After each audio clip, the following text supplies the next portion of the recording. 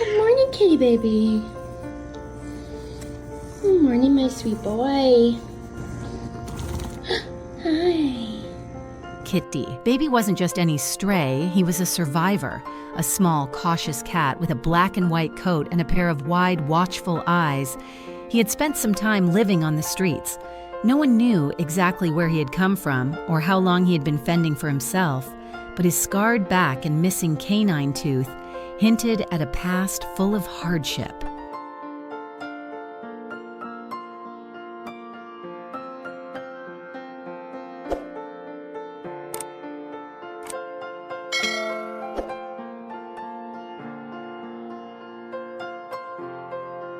I first noticed him last summer when I moved into my apartment complex. He wasn't friendly, but he wasn't aggressive either, just a quiet presence, slipping between parked cars and lingering in the shadows. Some days, he'd be sprawled under a car trying to escape the relentless Mississippi heat. Other days, he'd disappear completely, and I'd wonder if I'd ever see him again.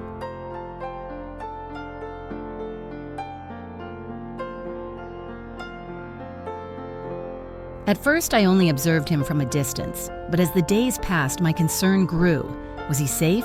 Was he eating? Did anyone else notice him the way I did? That's when I decided I had to try. I didn't know if he would ever trust me, let alone live indoors, but I had to at least give him the chance.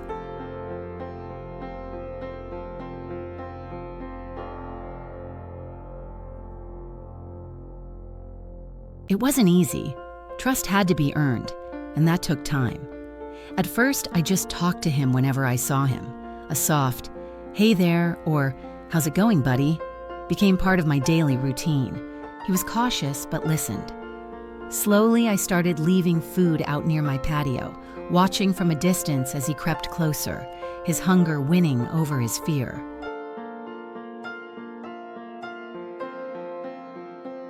Over time, he began to associate me with safety. He'd come to my patio door, standing just outside, peering in with curious but wary eyes. I lived on the first floor, so he could easily walk up whenever he wanted. I started leaving the door open for short periods, letting him hear my voice, see my home, and understand that he was welcome. Some nights, I'd sit by the door, just talking gently to him while he nibbled on his food.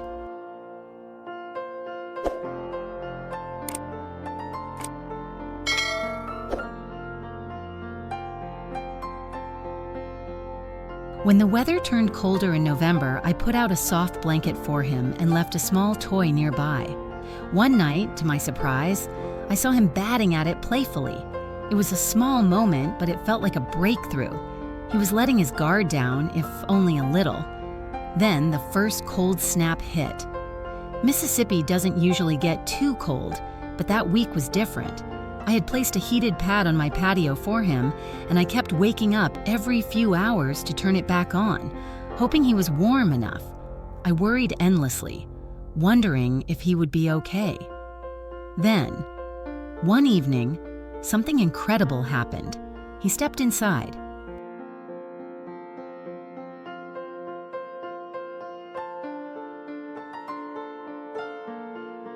At first, just a few feet. He looked around, saw my other cat, Lizzie, and hesitated. I barely breathed, afraid to startle him. Then, in a moment of instinct, I gently closed the door.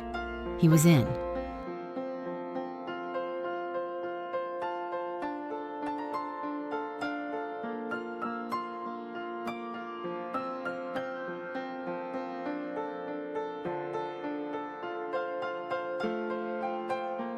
The first few days were stressful for both of us. He was vocal, confused, and overwhelmed. Underneath my bed became his safe space, and I respected that. "You can stay there as long as you need," I whispered, leaving food and water nearby. At night, when I turned off the lights, he would sneak out, exploring his new home in silence, before retreating back to his hiding spot before dawn. Slowly but surely, he adjusted. He never once tried to run for the door. It was as if he understood that maybe, just maybe, this was better. He started kneading biscuits on my blankets, a sign of comfort I never expected so soon.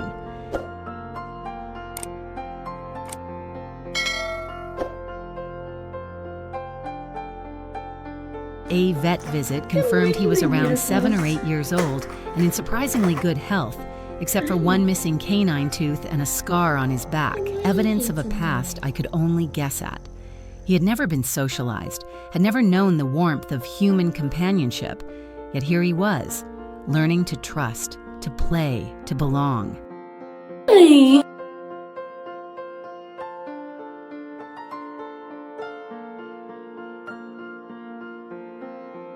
There were moments of doubt. Some people told me I was wrong to bring him inside. He's used to the outdoors, they said. You're taking away his freedom. I wrestled with that thought. Was I doing the right thing? But deep down, I knew. I wasn't forcing him to stay. I was offering him a choice, one he had never been given before. Hi, honey. What are you doing?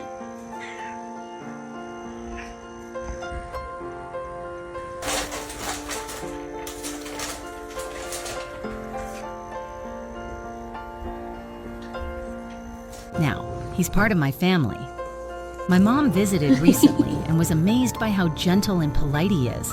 If he needs to wake me up at night, he softly taps me with his paw, like he's saying, "Excuse me, Mom." He never scratches the furniture, never lashes out. He just wants love, a safe place to rest, a friend in Lizzie, even if she's still warming up to him. Hi. Are you happy to live inside? Yeah. At night, when I'm in bed, I hear him playing in the living room, tossing his toys, kicking his little kicker toy, finally allowing himself to just be a cat.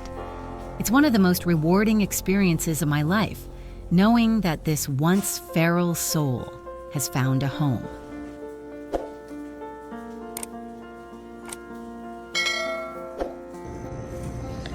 Oh, he's so special. Oh my god. Says hi, sister. Recently, I met a neighbor who told me more about Kitty Baby's past. Hi, honey. It turns out that before I found him, he had been astray at our apartment complex, relying on the kindness of a man who fed him regularly. But when that man moved away last summer, he couldn't take Kitty Baby with him. Instead, he asked the neighbors to look after him, hoping someone would continue to care for him. Oh, hi. Hi, Angel. Hi, Angel of my life. Oh, This neighbor had the Hi, former everyone. caretaker's contact information, so I reached out to share the wonderful news.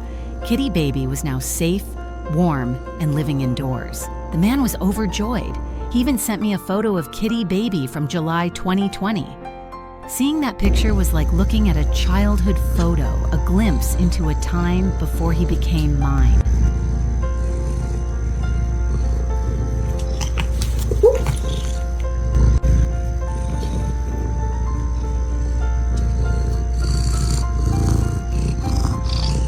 I also learned that when Kitty Baby first appeared at the complex, he had a wound. That kind man had trapped him, taken him to the vet, and made sure he was neutered and vaccinated. It was heartwarming to know that even before he came into my life, someone had looked out for him. hi, my special boy. Hi, my special. Hi.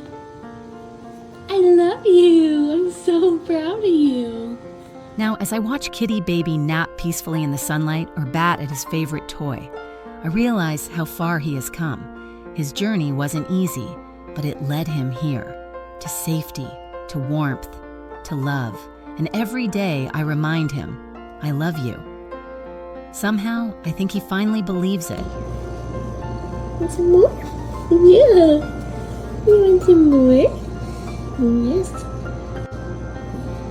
He's starting to look